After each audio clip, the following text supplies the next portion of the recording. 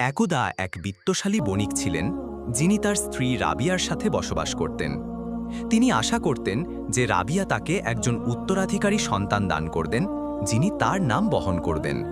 কিন্তু সময়ের সাথে সাথে তিনি জানতে পারলেন যে রাবিয়া বন্ধ্যা, যা তাকে গভীর দুঃখ ও হতাশায় ভরিয়ে দিল, কারণ তার সন্তান জন্মদানের তীব্র ইচ্ছা ছিল।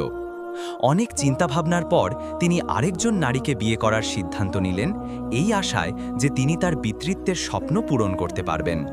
তার পছন্দ পড়ল জুমানা নামের এক তরুণীর ওপর, যিনি কেবল অত্যন্ত সুন্দরী ছিলেন না, বরং তার উচ্চ নৈতিকতা এবং ধার্মিকতার জন্য বিখ্যাত ছিলেন। তিনি ছিলেন বিশ্বাসী, বাধ্য এবং নিষ্ঠাবান, যা তাকে তার কাছে আদর্শ স্ত্রী করে তুলেছিল। অল্প সময়ের মধ্যেই জুমানা গর্ভবতী হলেন এবং তাদের বিয়ের প্রথম বছরেই তিনি একটি চাঁদের মতো সুন্দর পুত্র সন্তানের জন্ম দিলেন, যিনি তার পিতার নাম বহন করবেন। বণিক তার নবজাতক সন্তানের জন্য অত্যন্ত আনন্দিত হলেন এবং অনুভব করলেন যে তার সুখ এখন সম্পূর্ণ হয়েছে। কিন্তু ভাগ্য তাকে এই আনন্দ উপভোগ করার জন্য বেশি সময় দেয়নি। হঠাৎ তিনি একটি রোগে আক্রান্ত হলেন এবং তার পুত্রের জন্মের কয়েকদিন পরেই মারা গেলেন। এই ঘটনা জুমানার হৃদয়ে গভীর দুঃখ নিয়ে এলো। মৃত্যুর আগে বণিক একটি উইল লিখে রেখেছিলেন, যাতে তিনি তার বেশিরভাগ সম্পত্তি তার পুত্রের জন্য রেখে দিয়েছিলেন, যদি সে বেঁচে থাকে এবং বড় হয়। এই উইল রাবিয়ার হৃদয়ে ঘৃণার আগুন জ্বালিয়ে দিল, কারণ তিনি মনে করলেন যে সবকিছু তার সতিনী এবং তার সন্তানের হাতে চলে যাবে। এই কারণে তিনি জুমানা এবং তার সন্তানকে নিশ্চিহ্ন করার জন্য একটি ষড়যন্ত্রের পরিকল্পনা করলেন। রাবিয়া তার ভাইকে ডেকে পাঠালেন, যিনি তার খারাপ আচরণ এবং সুনামের জন্য কুখ্যাত ছিলেন। তিনি তাকে বাড়িতে থাকতে বললেন, যেখানে জুমানাও বাস করতেন। রাবিয়ার ভাই কৌশলে জুমানার কাছে ঘনিষ্ঠ হওয়ার চেষ্টা করলেন, তাকে প্রলুব্ধ করার প্রয়াসে। কিন্তু জুমানা তার অবস্থানে অটল ছিলেন এবং তাকে কোনো সুযোগ দেননি। এতে তিনি ক্রুদ্ধ হলেন এবং তার বিরুদ্ধে প্রতিশোধ নেওয়ার সিদ্ধান্ত নিলেন। রাবিয়া এবং তার ভাই মিলে একটি কৌশল প্রস্তুত করলেন। এক রাতে যখন জুমানা তার ঘরের বাইরে ছিলেন, রাবিয়ার ভাই একজন নিষ্ক্রিয় সেবককে ডেকে আনলেন, যিনি বাড়িতে চাকর হিসেবে কাজ করতেন। তারা তাকে মারধর করলেন যতক্ষণ না সে অজ্ঞান হয়ে গেলেন এবং তারপর তাকে জুমানার বিছানায় লুকিয়ে রাখলেন। জুমানা যখন তার ঘরে ফিরলেন, রাবিয়া হঠাৎ রাস্তায় বেরিয়ে গেলেন এবং চিৎকার করে হইচই শুরু করলেন, ভান করে যেন তিনি বিস্মিত এবং আতঙ্কিত। এই ঘটনা প্রতিবেশীদের কৌতূহল জাগালো এবং তারা রাবিয়ার বাড়িতে ছুটে এলেন জানতে যে কি হয়েছে। রাবিয়া কান্নার ভান করে বললেন যে জুমানা তার অনুপস্থিতিতে একজন যুবককে তার ঘরে নিয়ে এসেছেন এবং তার স্বামীর সদ্য মৃত্যুরও পরেও তিনি অশ্লীল কাজ করেছেন। প্রতিবেশীরা এই অভিযোগে হতবাক হলেন এবং জুমানার ঘরে গিয়ে রাগাতভাবে তাকে জিজ্ঞাসা করতে লাগলেন যে যুবকটি কোথায় লুকিয়ে আছে। জুমানা বিস্মিত হয়ে গেলেন এবং বুঝতে পারলেন না তারা কি নিয়ে কথা বলছেন, কিন্তু তাকে নিজেকে রক্ষা করার সময় দেওয়া হলো না। কিছু লোক ঘরের চারপাশে তল্লাশি শুরু করলেন এবং হঠাৎ একজন জুমানার বিছানার নিচে লুকিয়ে থাকা নিষ্ক্রিয় যুবকটিকে দেখতে পেলেন। তারা তাকে টেনে বের করে এবং তাকে মারধর করলেন, এই ভেবে যে সে দোষী। যুবকটিকে নিজেকে রক্ষা করার কোনো সুযোগ দেওয়া হলো না এবং জুমানাকেও এই ষড়যন্ত্র সম্পর্কে কিছু বলার সময় দেওয়া হলো না।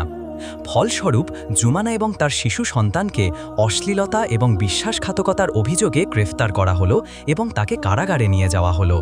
কারাগারে একজন বিচারক তাকে দেখতে এলেন। তার সৌন্দর্যে মুগ্ধ হয়ে তিনি প্রহরীদের চলে যেতে বললেন, দাবি করে যে তিনি একা জুমানার সাথে তদন্ত করতে চান। একা হওয়ার পর তিনি জুমানাকে বললেন যে তিনি তাকে নির্দোষ প্রমাণ করে মুক্তি দিতে পারেন যদি তিনি তার ইচ্ছা পূরণ করেন। কিন্তু জুমানা তা কঠোরভাবে প্রত্যাখ্যান করলেন এবং বললেন যে তিনি সম্পূর্ণ নির্দোষ এবং তাকে ন্যায় বিচার করতে হবে। বিচারক তার প্রত্যাখ্যানে অপমানিত বোধ করলেন এবং ক্রুদ্ধ হয়ে তাকে প্রতিশোধ নেওয়ার হুমকি দিলেন। বিচারের সময় তিনি জুমানার বিরুদ্ধে একটি অন্যায় রায় জারি করলেন, তাকে দেশ থেকে নির্বাসিত করার এবং তার সন্তানের সমস্ত সম্পত্তি রাবিয়ার পক্ষে বাজেয়াপ্ত করার নির্দেশ দিলেন। জুমানার কাছে তার কাপড় ছাড়া আর কিছুই বাকি ছিল না। তবুও তিনি ধৈর্য ধরলেন এবং আল্লাহর ইচ্ছার ওপর ভরসা রাখলেন। প্রতি মুহূর্তে তাকে এই দুর্দশা থেকে মুক্তি দেওয়ার জন্য প্রার্থনা করতে লাগলেন। তিনি বিশ্বাস করতেন আল্লাহর তার প্রার্থনা শীঘ্রই বা পরে গ্রহণ করবেন। জুমানার দুঃখ কষ্ট এখানেই শেষ হলো না। তাকে একটি মালবাহী জাহাজে করে নির্বাসন দেওয়া হলো। জাহাজের ক্যাপ্টেন তার সৌন্দর্য দেখে তার প্রতি লোভী হয়ে উঠলেন এবং মনে করলেন যে তিনি দুর্বল এবং অসহায়।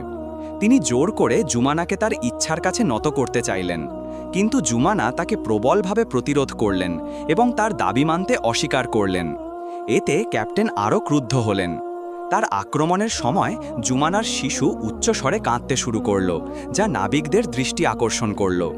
ক্যাপ্টেন ভয় পেলেন যে তার কুকীর্তি ফাঁস হয়ে যাবে, তাই তিনি সবার সামনে দাবি করলেন যে জুমানাই তাকে প্রলুব্ধ করার চেষ্টা করেছিল।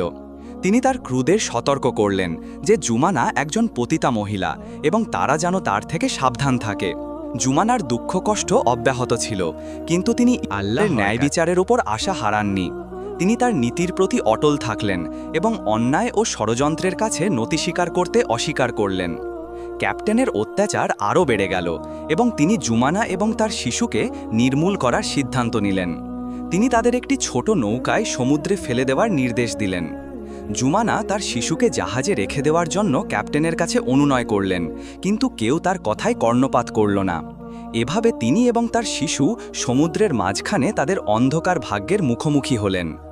2 দিন ধরে তারা ঢেউয়ের মধ্যে ভেসে বেড়ালেন। জুমানা জানতেন না এই নৌকা তাদের কোথায় নিয়ে যাচ্ছে বা এটি কখনো কোনো তীরে পৌঁছাবে কিনা। অবশেষে নৌকাটি তাদের একটি উপকূলীয় গ্রামের তীরে নিয়ে গেল। জুমানা ক্ষুধা এবং ক্লান্তিতে অবসন্ন ছিলেন, তবুও তিনি তার শিশুকে কোলে নিয়ে বালির ওপর দিয়ে ধীরে ধীরে হাঁটতে লাগলেন।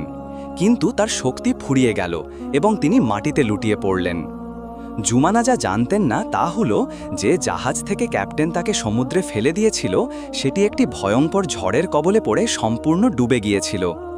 আল্লাহর করুণায় জুমানাকে এই ধ্বংস থেকে রক্ষা করেছিলেন। যা তিনি প্রথমে বিপর্যয় মনে করেছিলেন তা আসলে আল্লাহর কাছ থেকে একটি রহমত এবং তার ধৈর্য ও বিশ্বাসের পুরস্কার ছিল।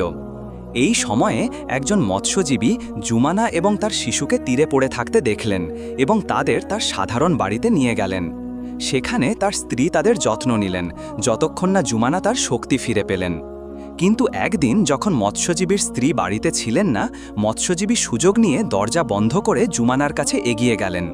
তার সৌন্দর্যে মুগ্ধ হয়ে তিনি তার কাছে ঘনিষ্ঠ হওয়ার চেষ্টা করলেন। জুমানা তার আচরণে হতবাক হলেন এবং তাকে কঠোরভাবে প্রত্যাখ্যান করলেন। মৎস্যজীবী ক্রুদ্ধ হয়ে তাকে বললেন যে তিনি তাকে এবং তার সন্তানকে উদ্ধার করেছেন এবং তার জন্য না থাকলে তারা তীরে মৃতদেহ হয়ে পড়ে থাকত।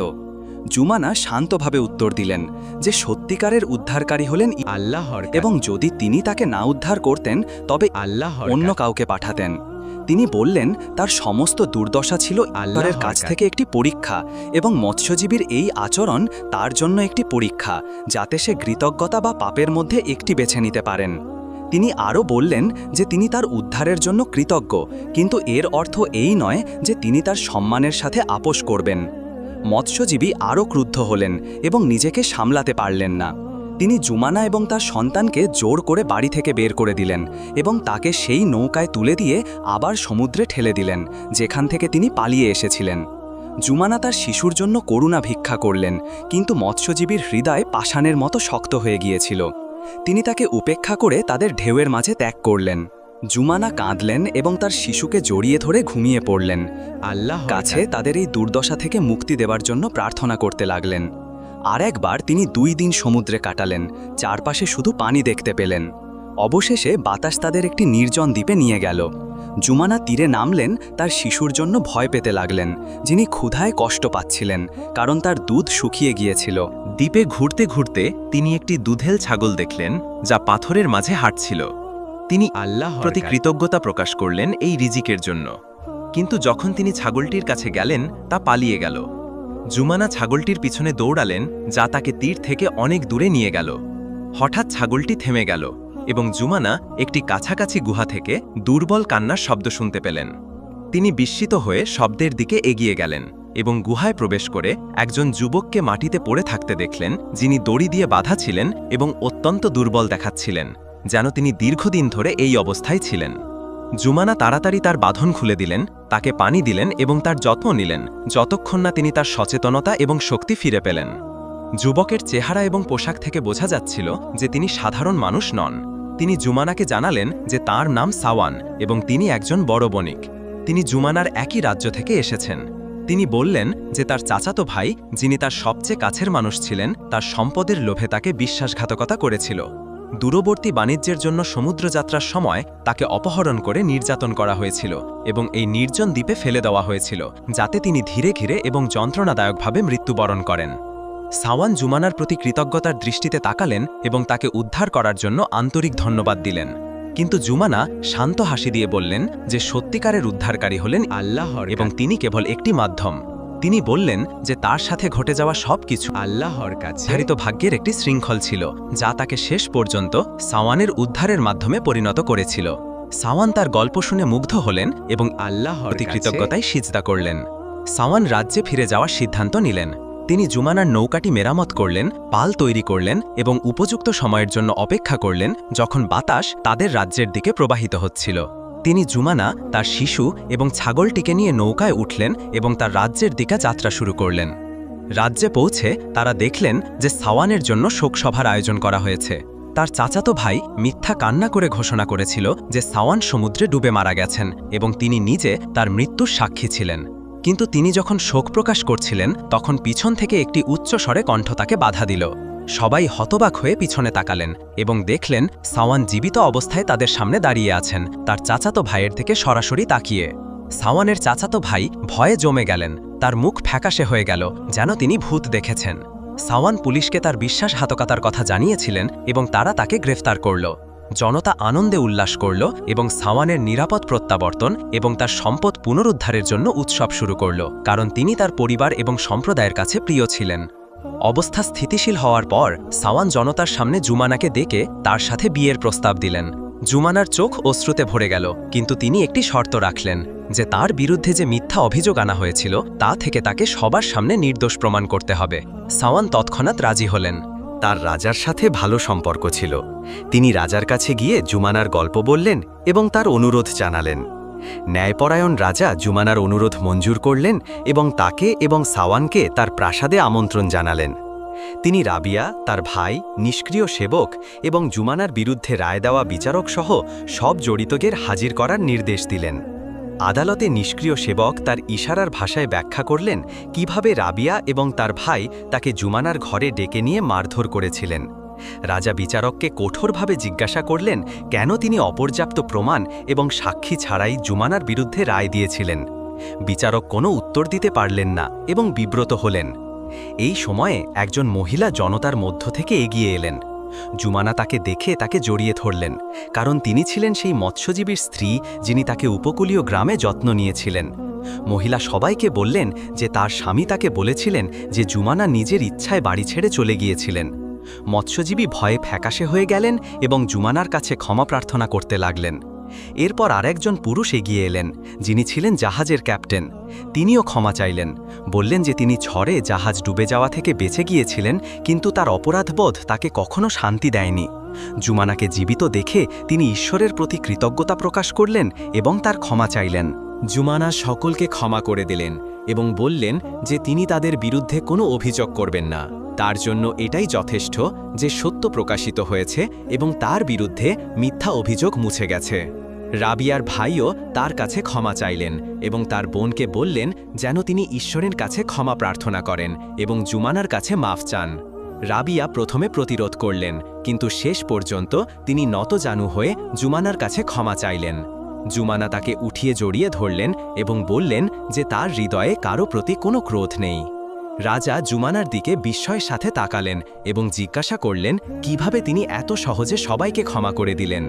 জুমানা বললেন যে এই সকল মানুষ আল্লাহর কাছে প্রশংসা ছিলেন, যা তাকে সাওয়ানের কাছে নিয়ে এসেছে। তিনি বললেন তারা কেবল ভাগ্যের হাতিয়ার ছিল, যা আমাকে আমার স্বামীর সাথে মিলিত করেছে। তাই আমি কিভাবে তাদের শাস্তি দিতে পারি? আমি তাদের ক্ষমা করে দিয়েছি যাতে আল্লাহর কাছে। সাওয়ান তার স্ত্রীর প্রতি গর্বিত হয়ে বললেন, তোমার হৃদয় কত মহান এবং আমি তোমাকে পেয়ে কত ভাগ্যবান। আমি প্রতিদিন আল্লাহর কাছে সিজদা করব, কারণ তিনি আমাকে তোমার মতো স্ত্রী দিয়েছেন। জুমানা এবং সাওয়ান রাজাকে ধন্যবাদ জানিয়ে চলে গেলেন। রাজা অভিযুক্তদের দিকে কঠোরভাবে তাকিয়ে বললেন যে জুমানার ক্ষমার কারণে তারা ভাগ্যবান, কিন্তু তিনি তাদের কঠোর নজরদারির মধ্যে রাখবেন। তিনি বিচারককে তার পদ থেকে অপসারণ করলেন এবং বললেন যে তিনি আর কখনো বিচারক হিসেবে কাজ করতে পারবেন না। সবাই একটি শিক্ষা নিয়ে চলে গেলেন এবং আর কখনো এমন কাজে ফিরে আসেননি। জুমানা তার স্বামী সাওয়ানের সাথে রাজকুমারীর মতো জীবনযাপন করলেন এবং এই সুখ তাকে আল্লাহর কাছে আরও বিনয়ী ও কৃতজ্ঞ করে তুলল। আশা করি এই গল্পটি আপনাদের ভালো লেগেছে। আমার চ্যানেলে সাবস্ক্রাইব করুন এবং ভিডিওটিতে লাইক দিন। আল্লাহর ইচ্ছায় পরবর্তী গল্পে আবার দেখা হবে আমাদের চ্যানেল হামাদান ভয়েসে।